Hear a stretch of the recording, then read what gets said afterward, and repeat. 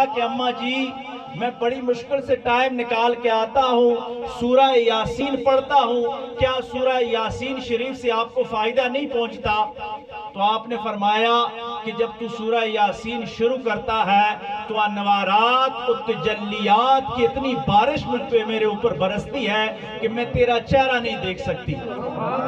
اور والدہ کی جو ممتا ہے وہ قبر میں بھی اس کا کلیجہ اسی وقت ٹھنڈا ہوتا ہے جب تو قبر پہ آ کے کھڑا ہوگا، میں تجھے دیکھوں گی تو میرے کلیجے کو ٹھنڈ پڑ جائے گی۔ تو سورہ یاسین پڑھنے سے پہلے کچھ دیر کے لیے وہاں ویسے ہی کھڑا ہو جایا کر، میں تجھے وہاں دیکھ لیا کروں۔ اور علماء بیٹھے ہیں، ہمارا یہ عقیدہ ہے، آج یہ کہا جا رہا ہے جی کہ قبر والے سنتے نہیں، قبر والے جانتے نہیں، قبر والے سمجھتے نہیں، لیکن جو اسلام ہمارے پاس پہنچا ہے اور جو صوفیاء اکرام نے سچا دین ہم تک پہنچایا ہے صحابہ اکرام سے لے کر، اس کے مطابق تو قبر کے اوپر اگر پرندہ کھڑا ہے تو باہر والے کو نہیں پتا کہ یہ نر ہے کہ مادہ ہے، لیکن جو قبر کے اندر ہوتا ہے اس کو اتنا بھی معلوم ہوتا ہے کہ میری قبر پہ جو پرندہ کھڑا ہے یہ نر ہے یا مادہ ہے۔ اللہ تبارک و تعالی وہاں عجائبات ہٹا دیتے ہیں، وہ حقائق کی دنیا ہوتی ہے، وہاں بات سمجھ آ جاتی ہے۔ تو ہم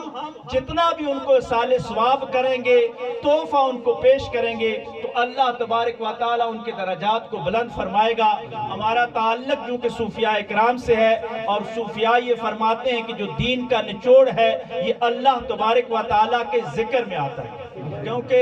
1,24,000 پیغمبروں نے ایک ہی چیز کی تبلیغ کی کہ لوگوں پڑھو لا الہ الا اللہ تم کامیاب ہو جاؤ گے۔ اور میرے اور آپ کے آقا و مولا صلی اللہ علیہ وآلہ وسلم نے اس بات کو یوں مکمل فرمایا کہ افضل ذکر جو ہے وہ لا الہ الا اللہ کا ہے۔ تو آج ہم مختار صاحب کو یہ لا الہ الا اللہ کا تحفہ پیش کریں گے، اس نیت کے ساتھ اس ذکر کو بلند فرمائیں کہ اس ذکر کرنے پہ اللہ جو ہمیں اجر عطا فرمائے گا تو اس کا ثواب اگر ہمارے والدین قبر میں ہے تو ان کو بھی پہنچے گا، اور ساتھ بخصوص جن کے لیے آج ہم یہاں جمع ہوئے ہیں ان کو بھی پہنچے گا۔ تو آئیے ذوق اور محبت کے ساتھ لا الہ الا اللہ، لا الہ